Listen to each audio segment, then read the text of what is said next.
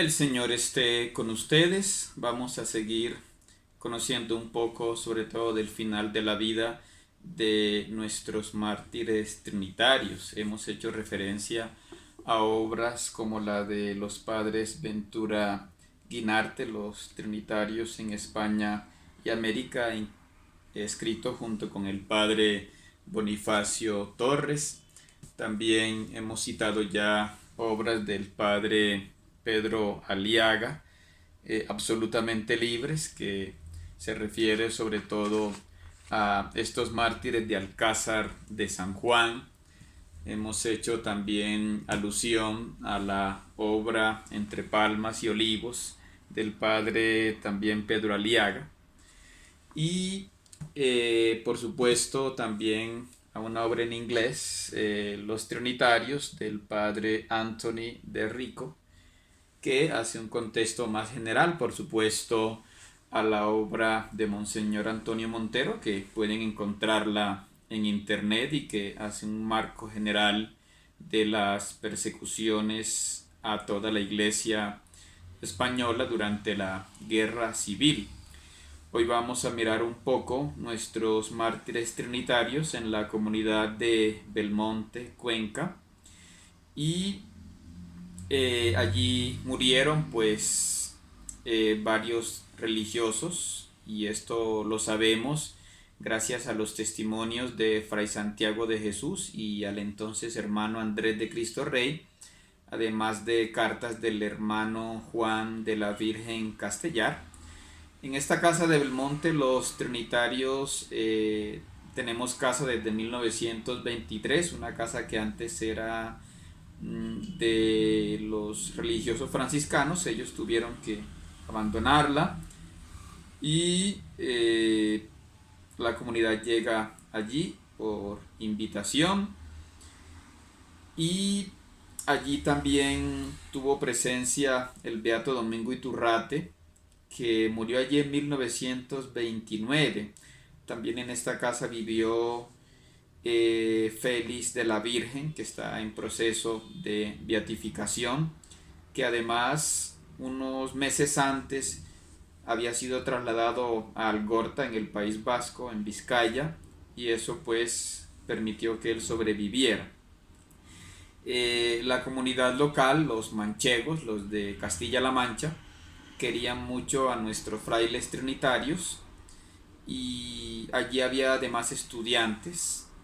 Entonces 17 trinitarios fueron escondidos en las casas del pueblo, porque había llegado una tropa de milicianos desde Vallecas, desde Madrid, el 28 de julio de 1936. Entonces el que era maestro de estos estudiantes, el vasco Fray Santiago de Jesús, un fraile reconocido por ser muy devoto, buen cantante, buen trabajador, buen maestro, se preocupó mucho por buscarle refugio a estos estudiantes. Unos de ellos eran, por ejemplo, Andrés Agarna, que sobrevivió después y llegó a ser provincial, Ignacio Iturrate, hermano del beato Domingo Iturrate, a quien tuve el honor de conocer en España, Martín Olavarri, que también tuve el gusto de conocer, que fue compositor en fin, de esa salve que a veces cantamos los trinitarios, la música quiero decir. Y ellos allí en Belmonte pues eran muy queridos, incluso el alcalde intentó ocultarlos cuando llegan estos milicianos, diciendo que habían escapado, pero un miliciano desconfió y entonces fue al convento nuestro, donde estaba allí el hermano Juan de la Virgen de Castellar, un toledano que había sido misionero pues en Chile, en Argentina, era buen sastre, catequista, un hombre piadoso. Y entonces cuando le preguntan si estaba solo, pues él pues admitió que allí había más frailes, y entonces lo llevan a él y llevan también a Fray Melchor del Espíritu Santo, que era entonces el ministro de la casa, y había sido además compañero de aspirantado de Domingo Iturrate. Y Fray Melchor pues era un buen pedagogo, era un hombre de una profunda esperanza. También se llevaron al vasco Fray Luis de San Miguel de los Santos, un fraile erudito, estudioso, muy devoto, que en ese momento estaba bastante enfermo. Y no se sabe por qué a Fray Luis de San Miguel de los Santos y a Fray Juan los acusaron de que los habían visto disparando supuestamente en Somosierra, un pueblo vecino, y incluso los querían matar allí, pero el alcalde intercedió para que no los mataran, al menos en ese momento. Este secretario, este alcalde, pues los quería, e incluso el secretario del alcalde y el alguacil pues salvaron las formas consagradas, recogieron los ornamentos e incluso tapiaron la puerta del convento y salvaron de esta manera el convento, porque era frecuente que los conventos fueran profanados, saqueados, quemados, y así sobrevivió este convento, ¿no? El 29 de julio, al día siguiente, fue capturado Fray Santiago de Jesús, y el 31 de julio pues lo llevaron a la prisión de Cuenca, digamos la capital cercana. El 31 de julio pues lo llevan, y el 20 de septiembre hacen lo que llaman una, entre comillas, liberación, es decir, a la gente le llevaban un documento y le decían han sido liberados, ¿sí? Entonces los vamos a trasladar a tal sitio, pero en el camino los milicianos interceptaban el camión y los fusilaban allí en el campo. A ellos el 24 de septiembre los llevan al cuartelillo de Hacienda Vieja, donde son fusilados, como nos dicen el padre Ventura Guinarte, ¿no? Y también el padre Pedro Aliaga en sus obras ya mencionadas.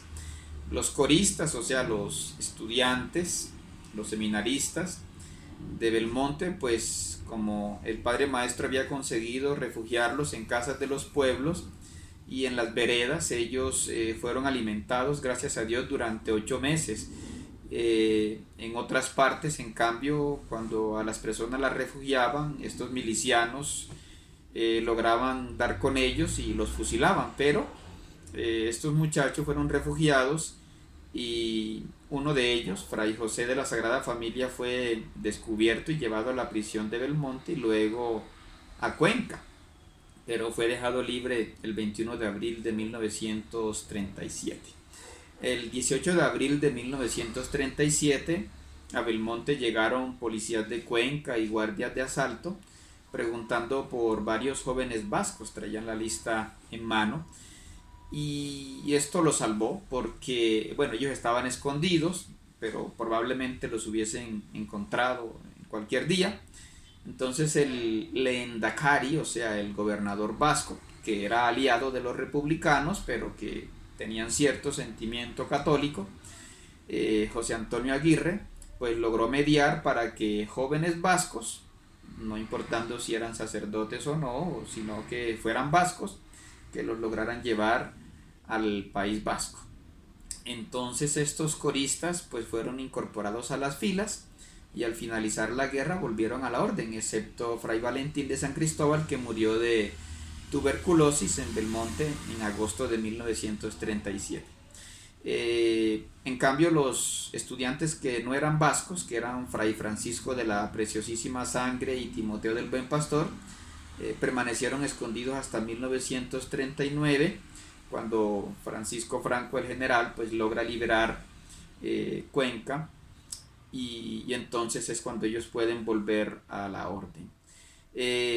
Uno de los que estaba escondido, Fray León de la Encarnación, en una casa particular, murió en 1938 en septiembre, pero por una congestión cerebral, y en enero de 1938 había muerto de fiebre tifoidea el hermano cooperador Antonio del Santísimo Sacramento, pero él murió fue ya estando en Barcelona, que estaba pues ya siendo liberada por el general Francisco Franco.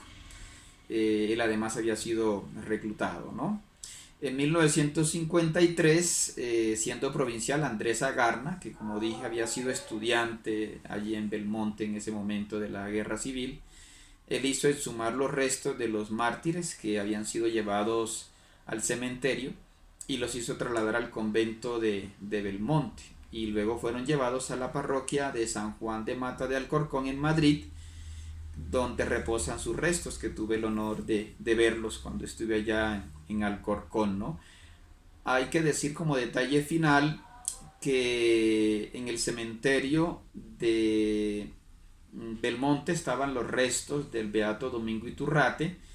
Era costumbre de estos milicianos profanar los restos de sacerdotes, de obispos, de monjas. Eso se ve incluso en fotos que publicaron y lo pueden encontrar en internet, momias de monjas de Madrid, de Barcelona, de otros sitios. El cuerpo, por ejemplo, de San Miguel de los Santos en Valladolid fue profanado, desaparecido. El cuerpo de nuestro beato, pues él todavía no estaba en ese proceso, pero se salvó probablemente porque estaba en el cementerio de Belmonte y no en un panteón especial de nuestra comunidad. Ya seguiremos Dios mediante reflexionando sobre otros de nuestros mártires. Bendiciones.